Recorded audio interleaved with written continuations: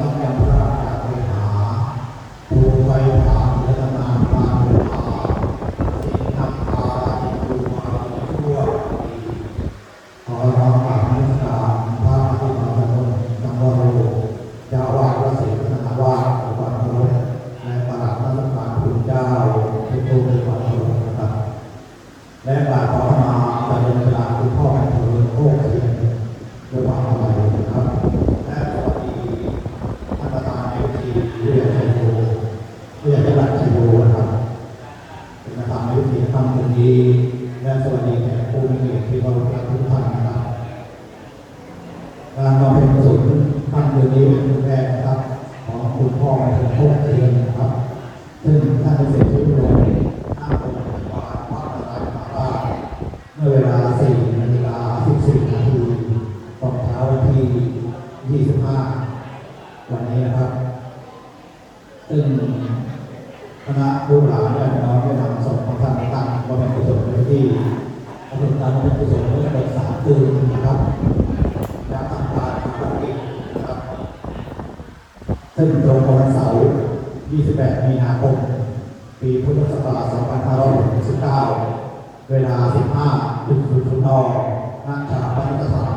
วัดศรีรัตนาวาสแห่งนี้ครับวันนี้มีคณะเจ้าภาพร่วมกด4 เจ้าภาพนะครับคณะที่ 1 ครับนายเฉลิมและครอบครัวร่วมฟังครับคณะที่ 2 คณะศรีบัวทองนะครับคณะที่ 3 ครับผู้ใหญ่จังหวัดชัยโยนายมาโนชดีอินนะครับคณะที่ 4 ลูกๆหลานนะครับ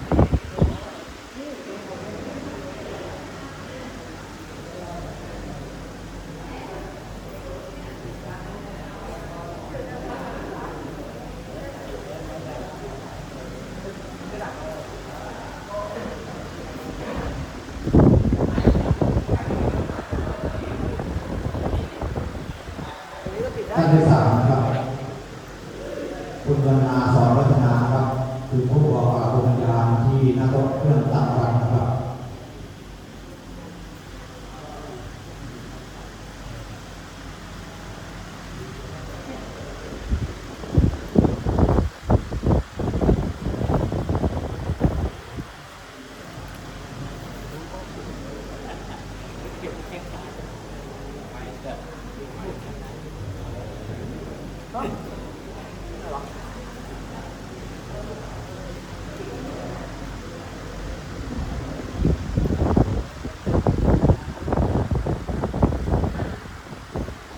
เมื่อพร้อมแล้วขอเชิญท่านตั้งจิตเป็นกุศลน้อมจิตน้อมใจกราบคำบูชาพระรัตนตรัยกราบพระรัตนาศีลห้าและศีลห้าโดยพร้อมเพรียงกันนะครับอิมินาสกาเวนะพุทธังบริบูรยามะอิมินาสกาเวนะธัมมังบริบูรยามะอิมินาสกาเวนะสังฆังบริบูรยามะขอเชิญท่านกราบอะระหังสัมมาสัมพุทโธภะคะวาพุทธังภะคะวันตังอะภิวาเทมิสวากขาโตภะคะวะตาธัมโมธัมมังนามาสามิสุปฏิปันโนภะคะวะโตสาวกสังโฆสังฆังนามามิสาธุยังพันเทวิสุ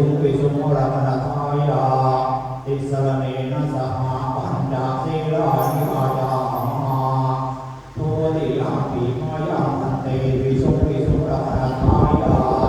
ติสรเนนะสหปัญจศีลานิอาจามาตาติยังปีมายังพันเทวิสุงรัตนทายา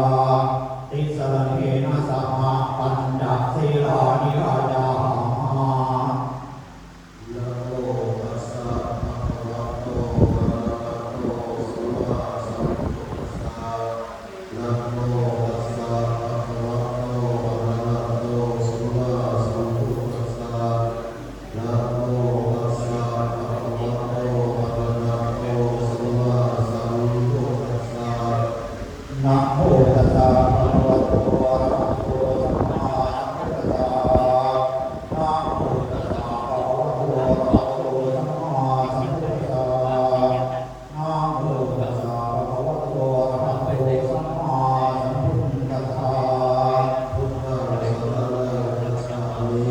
พุทธังสรณังคัจฉามิธัมมังสรณังคัจฉามิธัมมังสรณังคัจฉามิสังฆังสรณังคัจฉามิสังฆังสรณังคัจฉามิทุติยัมปิพุทธังสรณังคัจฉามิทุติยัมปิพุทธังสรณังคัจฉามิทุติยัมปิธัมมังสรณังคัจฉามิทุติยัมปิธัมมังสรณังคัจฉามิทุติยัมปิสังฆังสรณังคัจฉามิทุติยัมปิสังฆังสรณังคัจฉามิตติยัมปิพุทธังสรณังคัจฉามิตติยัมปิพุทธังสรณังคัจฉามิตติยัมปิธัมมังสรณังคัจฉามิตติยัมปิธัมมังสรณังคัจฉามิตติยัมปิสังฆังสรณังคัจฉามิตติยัมปิสังฆังสรณังคัจฉามิปานาติปาตาเวรมณีสิกขาปะทังสมาธิยา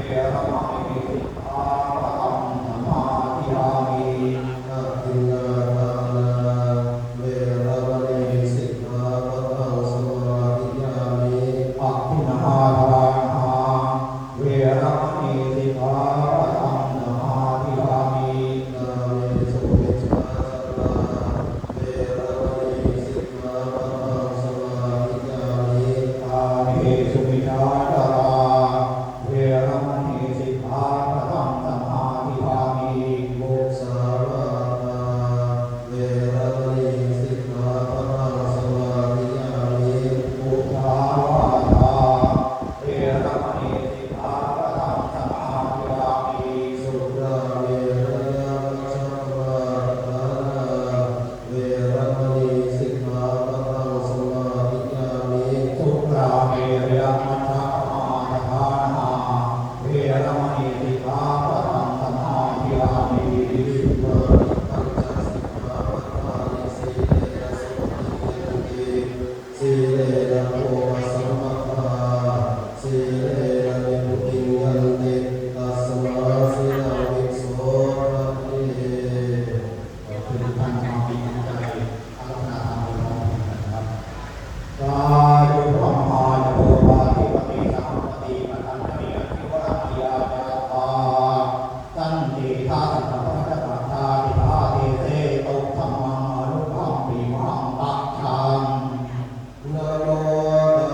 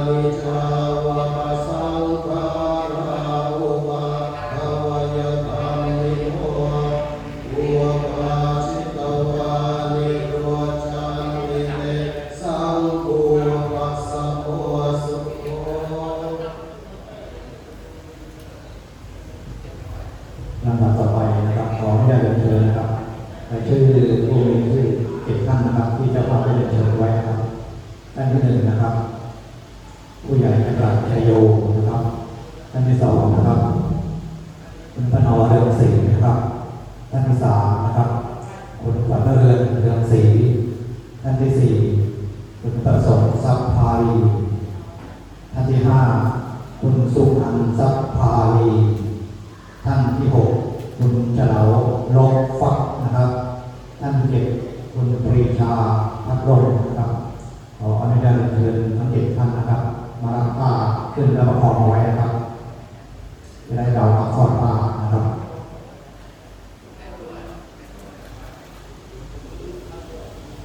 รับผ้ามาไว้แล้วประคองไว้ก่อนนะครับจะได้กลับมาทอดผ้าโดยพร้อมเพรียงกันนะครับ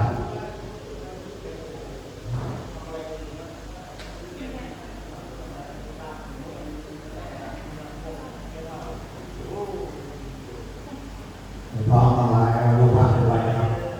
ตาสัทธานามะโอปังอนิจจังนามะโอปังทุกขังนามะโอปังอนัตตาขอเชิญท่านวางผ้าทอดตามยาวนะครับพนมมือไว้นะครับ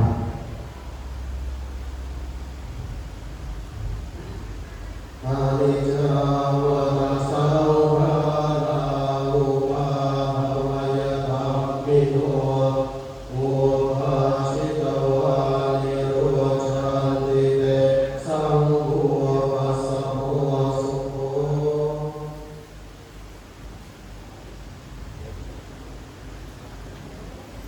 ลำดับต่อไปนะครับขอเชิญท่านเจ้าภาพร่วมปัจจัยนะครับดอกไม้ซึ่งเป็นมาซึ่งจบไว้ครับได้กล่าวถวายนะครับ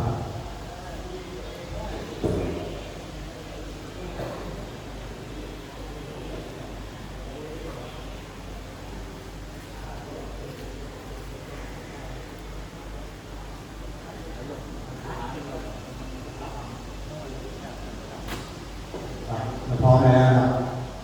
เชิญทุกท่านวางโมสองกัน3 จบนะครับนะโมตัสสะภะคะวะโตอะระหะโตสัมมาสัมพุทธัสสะนะโมตัสสะภะคะวะโตอะระหะโตสัมมาสัมพุทธัสสะ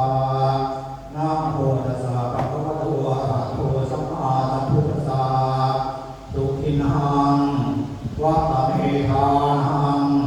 ปัจจยทานังปริสุทธังอาสวะขยาวหังนิพพานปัจจโยโหตุทรัพย์ของข้าพเจ้าได้มาด้วยความบริสุทธิ์ขอบูชาพระพุทธบูชาพระธรรมน้อมนำถวายพระสงฆ์มีจิตใจจำนงตรงต่อพระนิพพานขอให้ถึงเมืองแก้วขอให้พระแท้วงมานขอให้พบพระศรีอานในอนาคตการอันเบื้องหน้าโน้นเถิด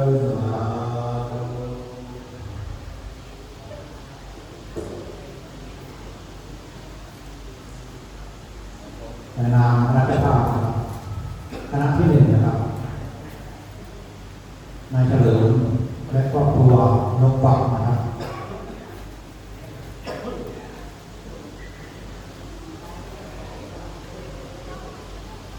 นายเฉลิมและครอบครัวนกปักนะครับขออนุญาตเรียนเชิญได้เลยครับ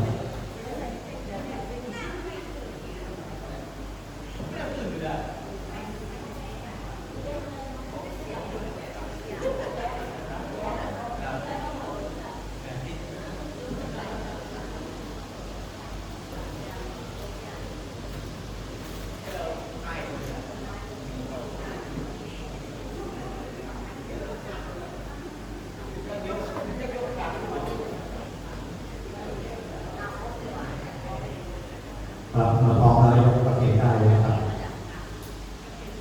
สาธุ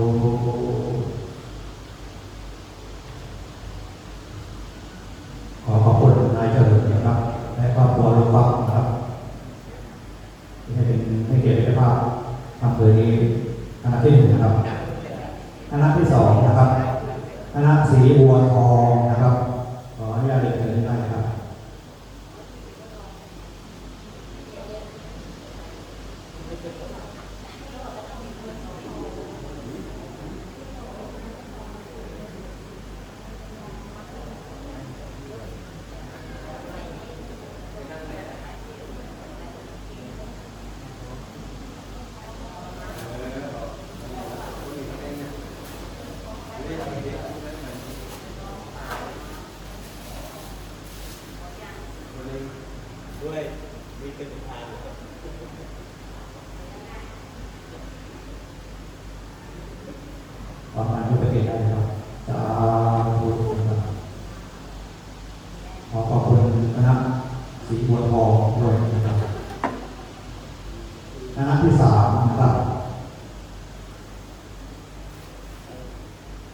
คณ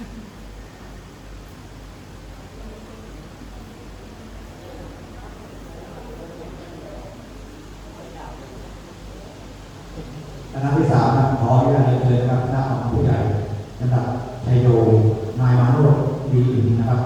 ขออนุญาตเชิญได้เลยนะครับ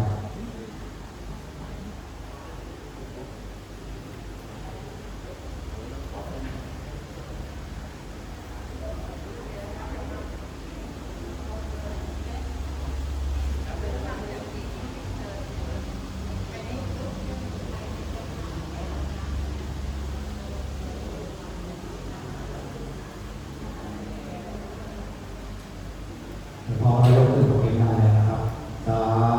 ธุครับขอบคุณนะครับท่านผู้ใหญ่จังหวัดชัยโยและนายมาโนชดีมาหน้าที่ด้วยนะครับ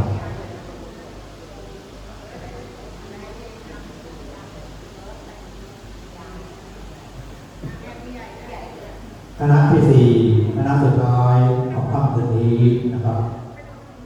ขออนุญาตเชิญคณะลุงๆด้านหลังนะครับขอเรียนเชิญนะครับ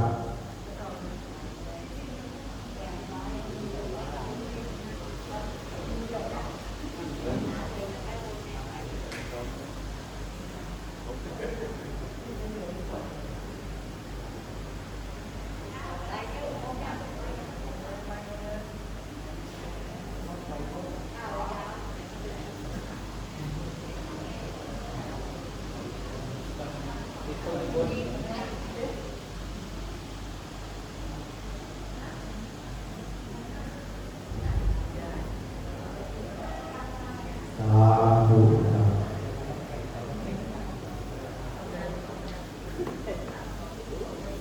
ขอบคุณคณะเจ้าภาพทุกเจ้าภาพนะครับ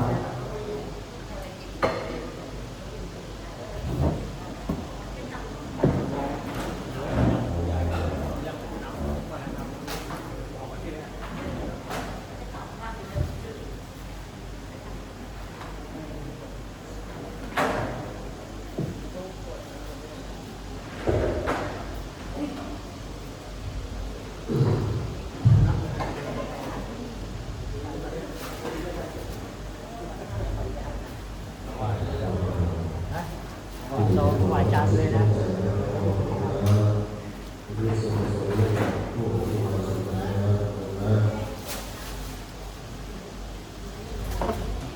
ยะถายวะปุราริปุเรนติสารังเอวะเมวะอิโตตุนังเปตานังอุปกัปปะเตอิจิตังปะริตังตุมหังปะเมวะสมิจโตสัพเพปุเรนตุสังฆปาจันโทปนรสโสยะถานิโชติระโสยะถาวิวา